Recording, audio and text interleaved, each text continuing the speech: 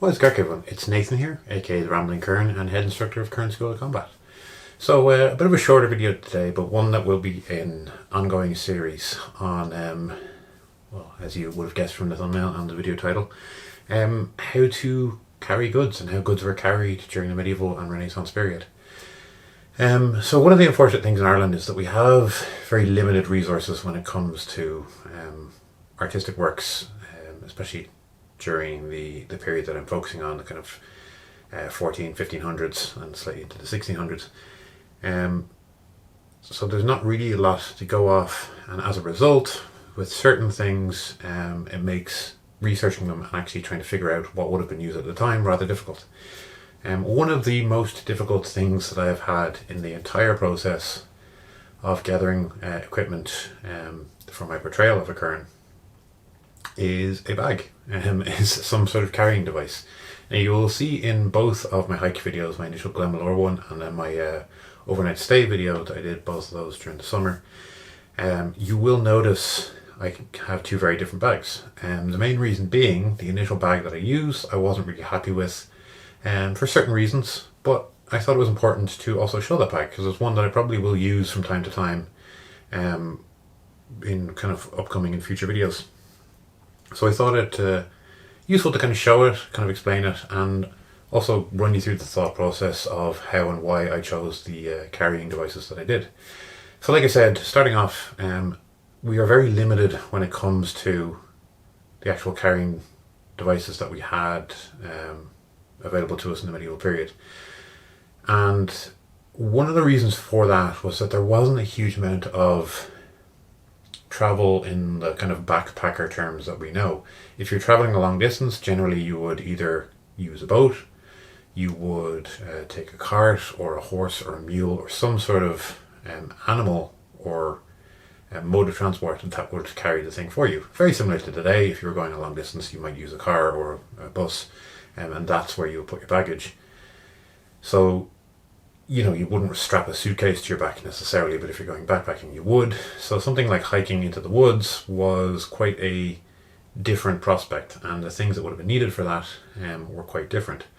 So really it's in the later periods when we get into the Renaissance when we start to see a lot more carrying devices being shown. There's a huge number of really good images of Landsknecht and basically troops on mainland Europe with carrying devices. More often than not, it's actually their camp followers, usually the women and children who are following along behind the camp, that you actually see carrying the items, and the soldiers are carrying their weapons. And I will bring up some of those images as I go on. So that's kind of where I came across this bag. And this one's actually made from a company, Mattos. I have a number of bits of equipment from them, so big thank you to them. I'm in no way a sponsor, but I will leave their website in the description, so if you want to check out their stuff, I highly recommend it. Their prices are really, really good, quality is great, I have no complaints about any of the work that they've done for me. So that brings me to the bag. So this is what is sometimes referred to as a sausage bag, or a medieval knapsack essentially. So the reason for the name sausage bag, it kind of looks a little bit like a sausage. Basically leather bag, sometimes linen. I will bring up some pictures of the linen ones. Single loop for the arm and a drawstring closure for the top, and that is it. Very similar to kind of any sort of satchel that you would be used to, and so it can be slung up and over the head, normally carried around the side like this, and it can be pulled up and over, kind of sits on the back. And this is why I actually abandoned it, because if I let this go relaxed, as you'll see, what happens is it starts to drop down by my side. So basically, unless this bag is full in a specific way, it won't stay where you want it. And as a result, it keeps shifting and shifting and shifting until it's basically sitting by your side here, almost sitting on your hip, which is not a problem to carry things.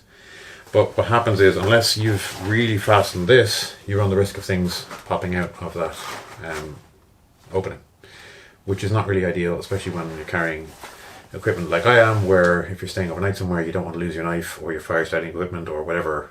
Even if it's just a hat, a lot of the equipment I carry is very difficult to replace because most of it's handmade or just very difficult to get hold of. So that's where I kind of got annoyed with this, and you'll see that during my Glenmalure video. I start up here when I start out, and then gradually starts to shift down, getting to here. And as you can see, the main reason for that is just this slack. So if the thing is full, it'll sit back here. So if I have cloaks or tarps or whatever in it, it's fine. But if I don't, then it becomes an issue. It's also kind of limited in what you can carry, obviously. That's primarily due to its size. So for an overnight stay, you could kind of conceivably pack most of what you would want in there.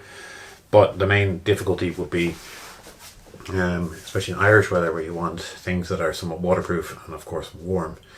Kind of rule of thumb when you're camping somewhere is that the heavier your pack, the warmer you'll be. And obviously the inverse is true. The lighter your pack, the colder you'll be. So that's where something like this kind of comes into its own. Great for a day trip, not so good for an overnight trip. But again, like I said, the issue, because the strap is sewn into the bag itself, it is just one piece. There's no adjusting this strap. It is literally, as you see, single piece of leather. And that leads to the issue then of when I need to adjust this to make it tighter on me, I can't. I basically have to stuff stuff in it for it to get tighter. So that is why I kind of abandoned this. Now, like I said, there are many other ways of carrying things that were used during the medieval and Renaissance period. And there's various different networks all across mainland Europe that we do find. So you have loads of different versions. You have linen bags, you have baskets with straps, all different sorts. I eventually settled on a different version of carrying, which I will highlight in another video because I made it, and I think people might be a little interested to see how it was made and the process and the thought process behind it. But that bag itself, or carrying device I should say, it's not necessarily a bag, is one that you see in earlier and later periods, but I think it's deserving of a video of its own. So like I said, this is just a short-ish video in what I hope to be a nice ongoing series, and I do want to try out different types of carrying devices. So if you guys have any particular ones you'd like to see, or anyone you know making interesting ones, especially from the periods that I focus on, please do let me know. I'd love to get in touch and just kind of field test them. Go for a hike, carry stuff with me, just see how they work. So yeah, I do hope you enjoyed that. Like I said, I'll put a link in the description to where you can find that bag if you want it. My dislike the bag has nothing to do with the makers. The work they do is phenomenal. The bag itself is great. It actually has put up to some decent abuse on my end. Just kind of not fit for what I want out of it. And like I said, with a bit of finagling, kind of stuffing it with stuff, it probably would work perfectly, but it didn't for me. So it's kind of the ongoing thing when you do what I do, especially bring this stuff out into the field. There is kind of a trial and error with stuff. And even the shelter that I'm currently using, when I start to do hikes and overnight stays in other parts of the country, a tarp's probably not going to work for me, and I'm going to have to use other different methods. So that's going to be part of, like I said, of a much bigger ongoing series. So once again, everyone, I do hope you enjoyed that. I probably won't see you all before Christmas, so if I don't, enjoy it. Best wishes to everyone, and have a great time. It's been a phenomenal year. I really thank everyone who supported the channel. If you want to support me further, I have a Patreon. You'll find the link in the description. You can donate as little or as much as you want. Anything is hugely appreciated and will allow me to get more bags and more carrying devices to test out, which I really like to do. So once again, thank you all. I really do appreciate it. And slán.